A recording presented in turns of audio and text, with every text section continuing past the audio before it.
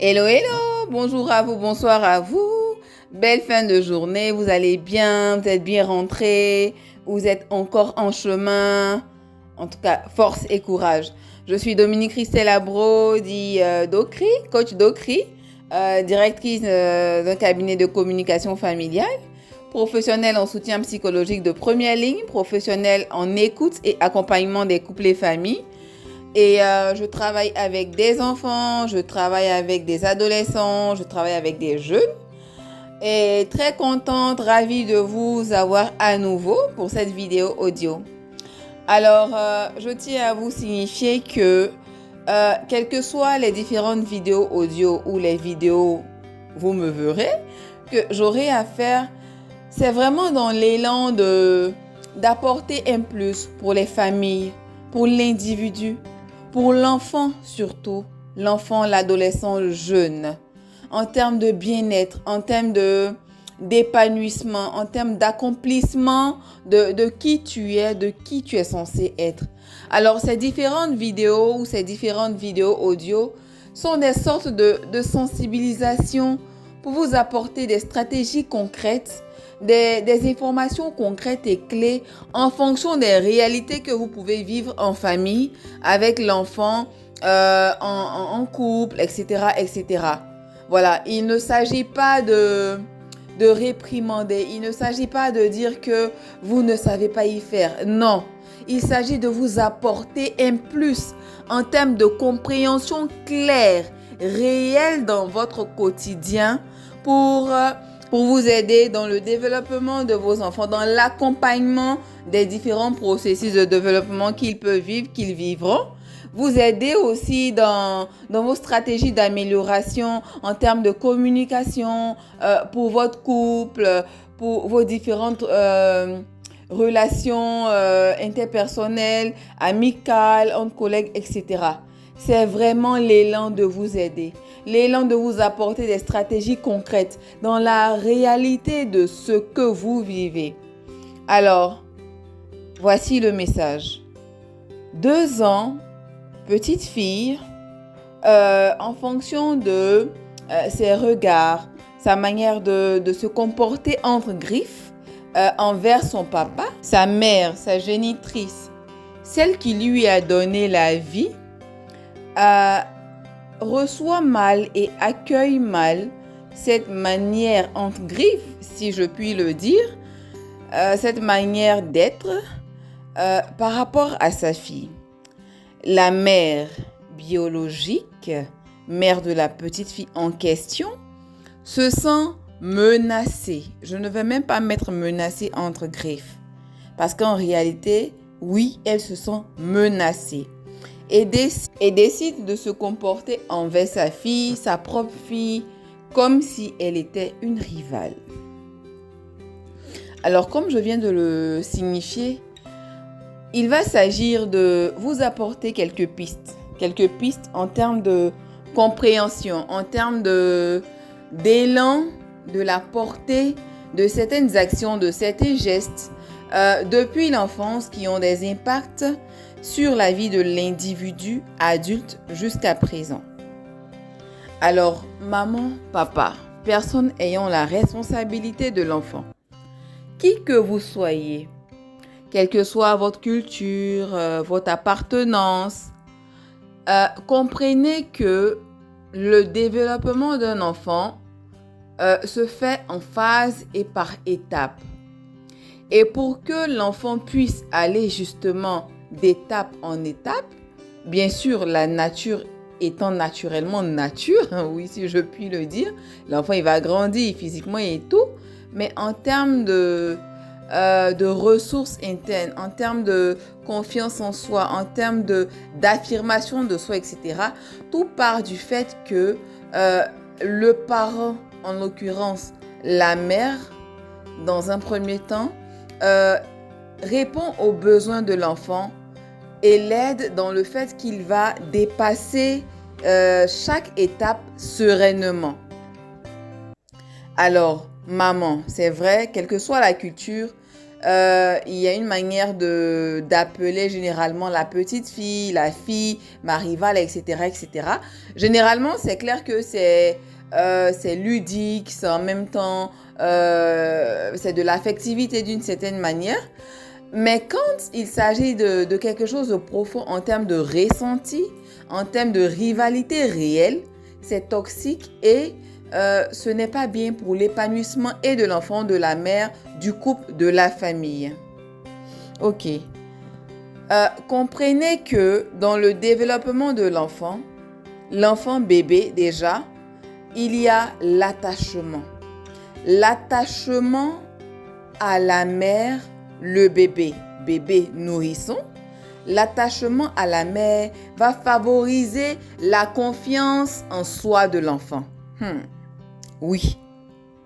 Le fait que la mère arrive à détecter les besoins de l'enfant. Donc, on parle du nourrisson en termes de il pleure, c'est qu'il a faim, il pleure, il veut un câlin, il pleure, il veut qu'on le prenne, etc. Et généralement, la mère, elle comprend tout ça. Et en même temps, dans sa stratégie de réponse, et elle emmène l'enfant au fur et à mesure de sa croissance, à lui montrer que, bah oui, actuellement tu pleures, mais tu patientes, je finis rapidement quelque chose, c'est toute une stratégie. Vous voyez, on fait souvent des choses sans s'en rendre compte, on le fait, la mère le fait, sans se rendre compte du fait que, tout ça c'est une sorte d'attachement et du fait que la mère arrive à répondre, enfin à détecter déjà de manière concrète le besoin réel de l'enfant séance tenante et y répondre favorablement. Tout ceci sécurise l'enfant en termes d'émotion, en termes de psyché. D'accord? Je poursuis. Donc, l'attachement à la mère va commencer à poser les bases de la confiance en soi. D'accord? Et au fur et à mesure du développement de l'enfant, il y a cette période en termes de psychologie où on parle du complexe d'Oedipe. D'accord? Vous pouvez faire des recherches. Je pense que tout le monde sait un peu.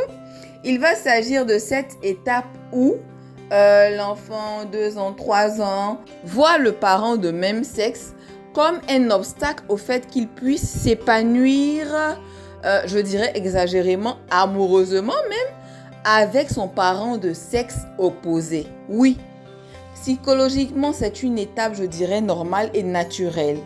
Parce que, oui, ça fait partie de notre développement. Et justement, dans cette période très délicate, il faille que les parents aident l'enfant de manière positive à passer cette étape qui va produire aussi un détachement positif par rapport aux parents de sexe opposé, mais bien sûr, sans toutefois biaiser le fait qu'il y a l'attachement naturel. Ok? Donc, répondre positivement, c'est quoi? Et comme je le dis, souvent on le fait sans s'en rendre compte. Et c'est ton papa, et c'est ma fille, et c'est mon... On le fait comme ça. Mais effectivement, ça agit. Ça agit. Donc, de manière concrète et réelle, il s'agit justement d'aller dans le sens de l'enfant, de nourrir cet amour exagéré en griffe qu'il a envers son parent de sexe opposé. Et c'est le nourrir de manière positive en ce sens que oui, c'est ton papa chéri, oui, c'est ta maman chérie. Et c'est le parent de sexe identique qui va justement aller dans le sens de l'enfant, nourrir tout ce qu'il peut ressentir et tout, et en même temps accompagné d'une communication bienveillante, une communication positive, une communication de ce que tu ressens, c'est normal. Et au-delà de ça, je vous assure que ce que l'enfant de sexe opposé ressent pour son parent de sexe opposé, moi je dirais même encore plus en profondeur, ça part du fait que l'enfant ressent ce que vous ressentez pour ce parent de sexe opposé qui est vous, votre conjoint. Donc, surtout pour la petite fille, il va s'agir justement de tout l'amour que madame porte à monsieur et qu'elle voit et qu'elle visualise et qu'elle elle voit la matérialisation de ça, en fait, ça concourt au fait que, mais c'est mon papa chéri, c'est mon mari, nanani, nanana. Donc, c'est à la mère, au contraire, d'accompagner cette étape pour que la petite fille ou le petit garçon se sent normal, comment je peux dire, accueillant de ce qu'il ressent parce que c'est naturel. Oui, c'est naturel. C'est lorsque l'accompagnement est biaisé que cela crée, comme dans le cas présent du message, cela crée justement ou peut créer une instabilité au niveau de l'enfant en termes de ses émotions, en termes d'acceptation de qui il est. Parce que c'est ça, oui. Dans ce cas présent, la mère comprend que ce que la petite fille ressent est normal. Comprend que ce que la petite fille vit et ressent est normal. Et en plus, c'est accentué en fonction de tout l'amour que tu portes toi à ton conjoint. Donc, moi, je dirais même, il va s'agir justement de se sentir, comment je peux dire, de se sentir en joie, de ce qu'elle arrive à exprimer tout cet amour. Elle arrive à le matérialiser, à le caractériser. Et c'est toi, la mère, qui va aider cet enfant dans son processus de développement à dépasser cette étape. Enfin, pas dépasser, à l'accompagner dans cette étape pour, oui, c'est ton papa chéri, nanana. Et c'est à vous, monsieur, madame, dans votre stratégie de communication et d'éducation de l'enfant, de comprendre que cette étape, elle est naturelle et normale. L'enfant n'a pas de soucis. Ok? C'est vous, en fonction du fait que vous allez biaiser la communication derrière, qui peut, comme je dis, perturber l'enfant. Et si, dans ce cas présent, la mère n'arrive pas à accompagner positivement la petite, la fille, elle, justement, comme je dis, le message sera biaisé et elle peut être perturbée et justement, elle peut prendre une position où elle peut réellement détester la mère. Parce qu'elle va la ressentir comme, tu veux pas que j'aime mon papa, c'est mon mari. Et c'est comme ça, au fur et à mesure, certaines blessures commencent à creuser. Ok? Et en plus, donc je disais, dans la communication de couple, monsieur, madame, c'est à vous justement de trouver les stratégies adéquates pour accompagner positivement votre fille. Quand elle vient, oui, mon papa, oh, ma princesse, etc. Et maman, tu accompagnes cet élan de, oui, c'est ton papa chéri, tu vois comme il est fort, etc., etc. Ça favorise le fait que l'enfant, tout ce qu'elle ressent est accueilli, est normal, elle passe cette étape. Et elle comprend que, voilà, tout l'amour qu'elle ressent de son père, en fait, il ne fait que remplir son vase et elle est comblée. Ça commence à construire cette belle fille qu'elle sera demain, cette jeune belle fille qui va s'assumer telle qu'elle est, qui va savoir quoi accepter ou non envers un tel monsieur, etc. Parce que son réservoir en termes d'amour paternel sera rempli et comblé. D'accord? Alors que si c'est dans une stratégie où monsieur, lui ne veut que démontrer tout l'amour qu'il a pour sa fille et que la dame, elle vient faire que des histoires en ce sens où elle ne fait que revendiquer sa place, mais en fait, sa place a toujours été là. C'est juste que la petite, elle est dans cette partie ou cette étape de son développement qui est normale. Voilà.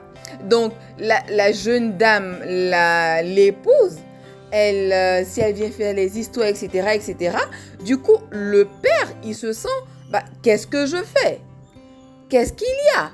Et ça perturbe la relation de couple, justement, parce que la dame, elle, dans le cas présent, va voir sa fille en rivale. Et du coup, avoir une attitude et envers le père, son époux, et envers la fille. Du coup, il y a une perturbation de la relation familiale, de la communication familiale.